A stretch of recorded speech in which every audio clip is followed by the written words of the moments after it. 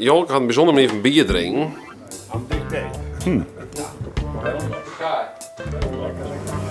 Ik spuit er als het ware een beetje weer bij in.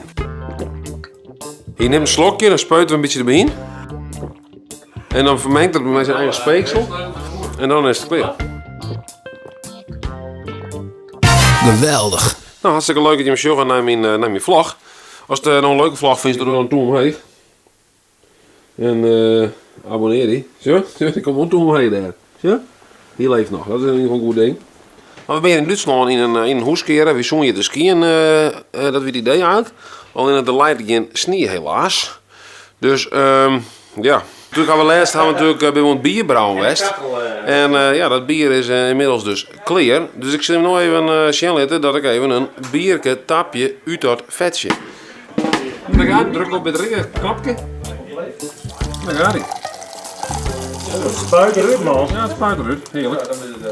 We kunnen er wat druk al heel, ja, dat was. Nou, perfect getapt, hè? Dus dit is gewoon een fantastisch bier. En dan is de vraag natuurlijk van, wat is de smaak hier van dit bier? Hè? Heerlijk, heerlijk. Oh, lekker, lekker. Ja, lekker? Ja, heerlijk. Ja, echt heel lekker bier. Ik vind echt, dit valt me heel neer al. Ik heb net hele verwachtingen van. Maar dit is echt lekker. Ja, die weer. En weer een glaasje is gevuld. Nou, pang. Nou.